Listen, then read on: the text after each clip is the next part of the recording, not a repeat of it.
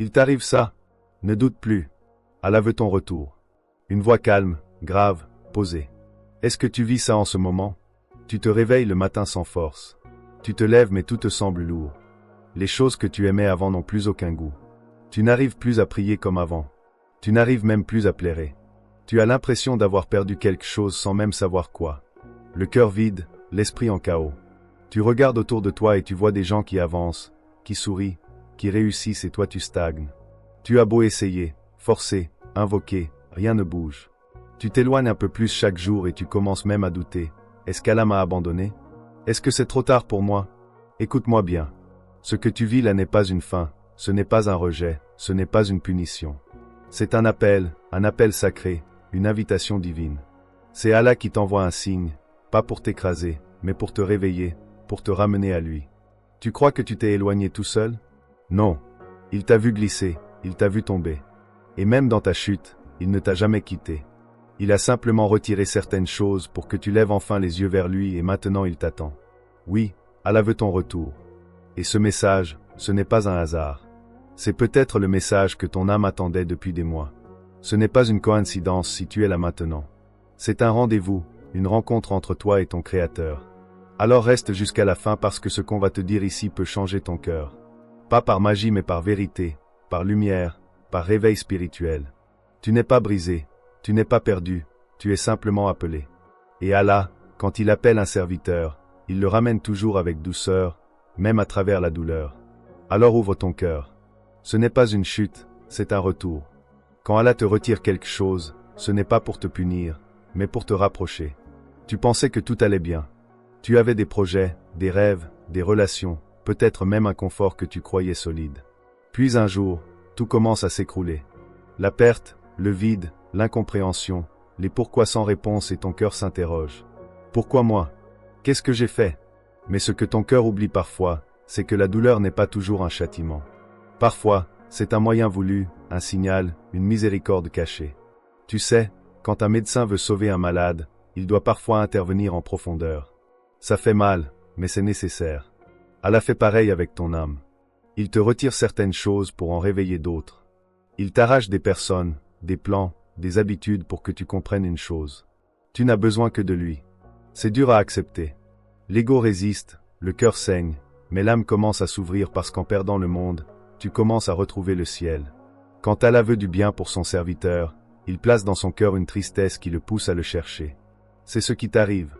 Tu crois être brisé, mais tu es en train d'être ramené. Allah ne t'a pas retiré pour t'éloigner. Il t'a retiré pour que tu reviennes. Il te secoue pour te sortir d'un sommeil spirituel. Il te vide pour te remplir de quelque chose de plus grand.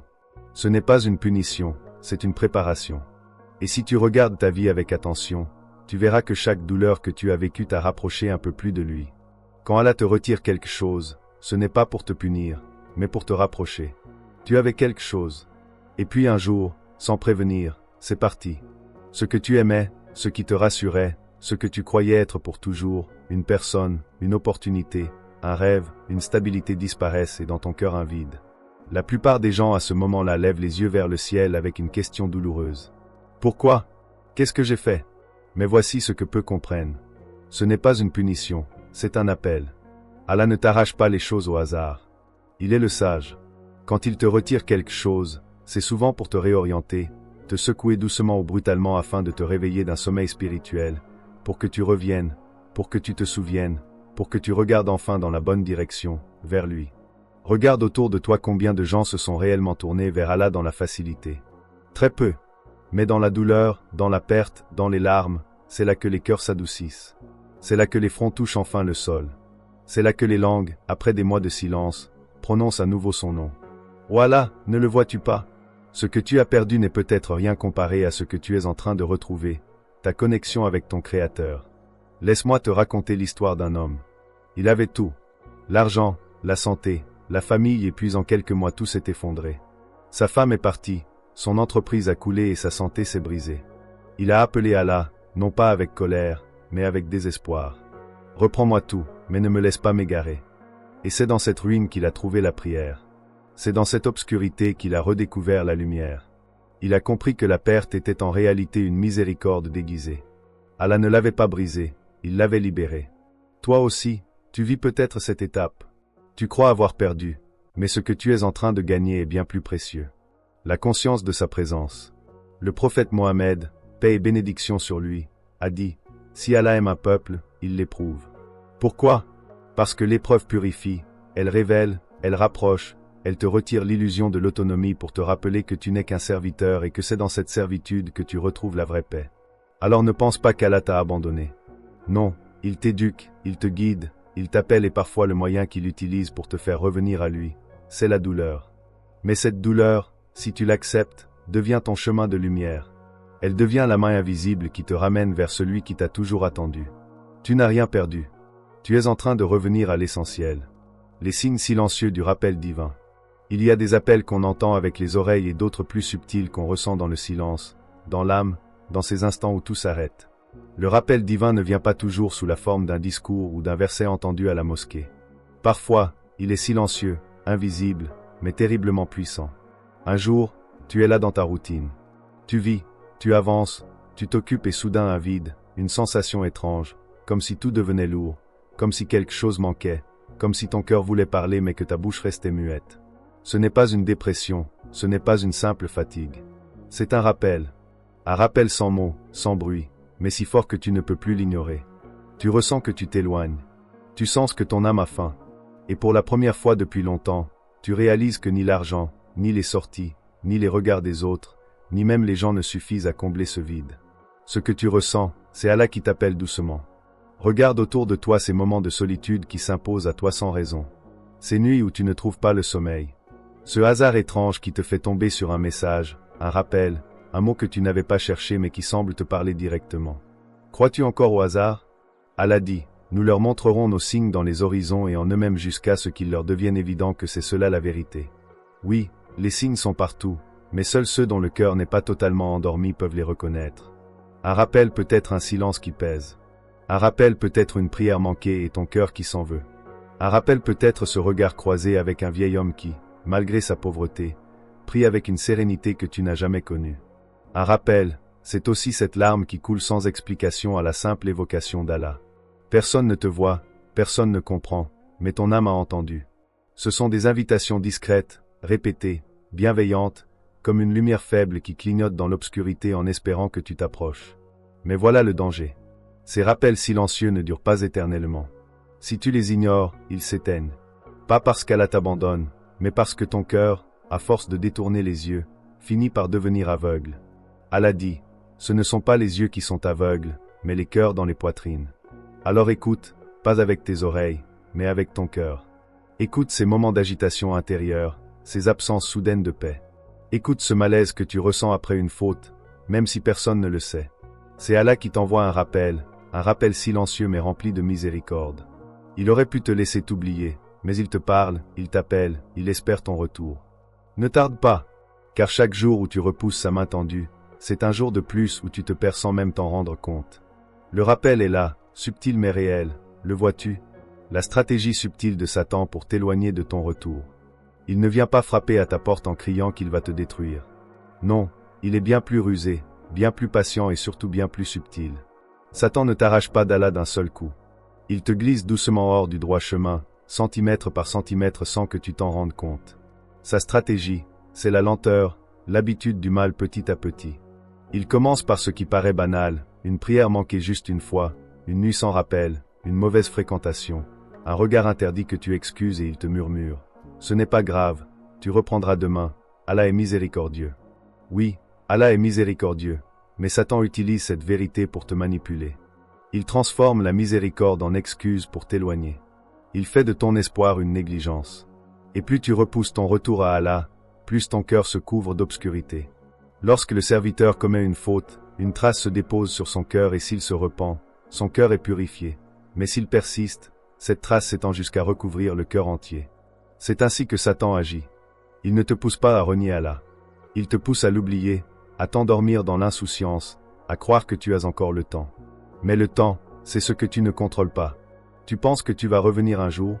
C'est exactement ce que Satan veut. Pas que tu dises non à Allah, mais que tu dises pas maintenant. Il connaît ton point faible. Il sait ce que tu aimes. Il ne combat pas ta foi avec des arguments. Il l'étouffe avec des distractions. Il ne te dit pas sois mauvais. Il te dit sois occupé. Et pendant que tu t'occupes, que tu repousses, que tu oublies, il se réjouit. Mais écoute bien ceci, Satan a peur de ton retour. Oui, il tremble chaque fois que tu fais le moindre pas vers Allah.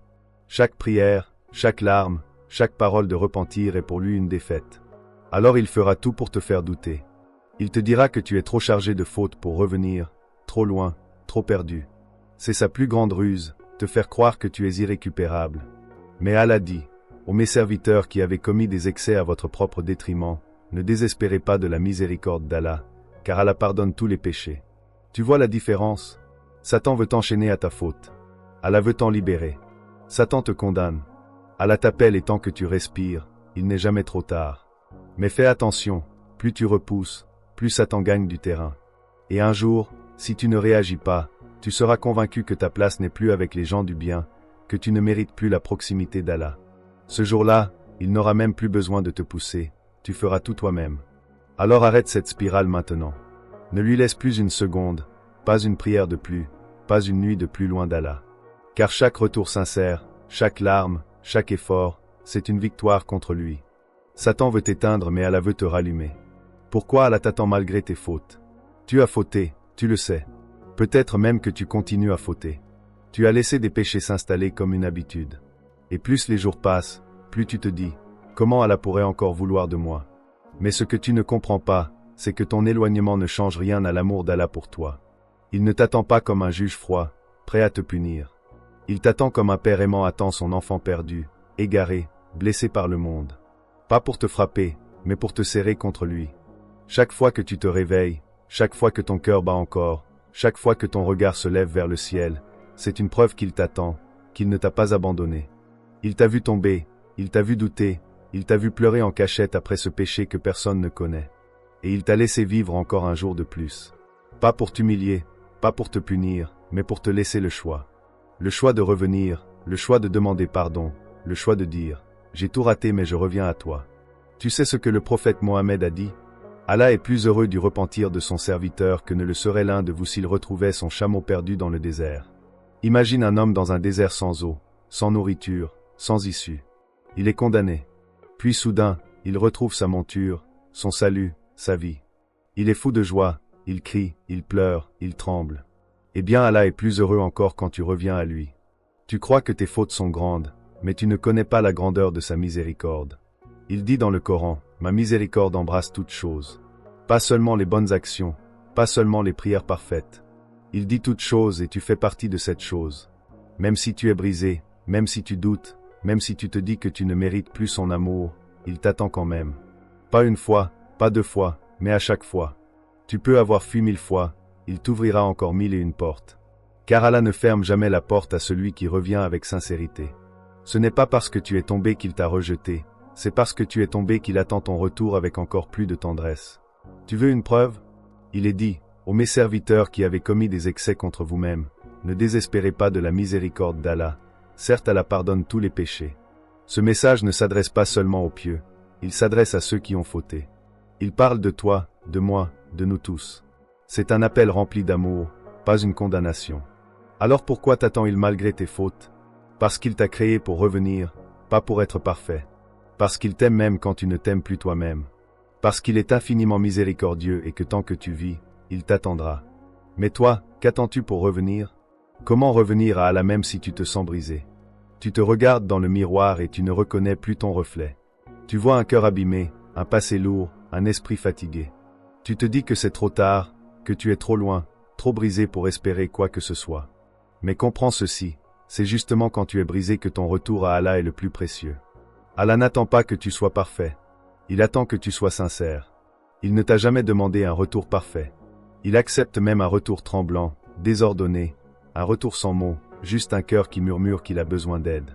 Et cela suffit. Tu n'as pas besoin de tout comprendre pour revenir.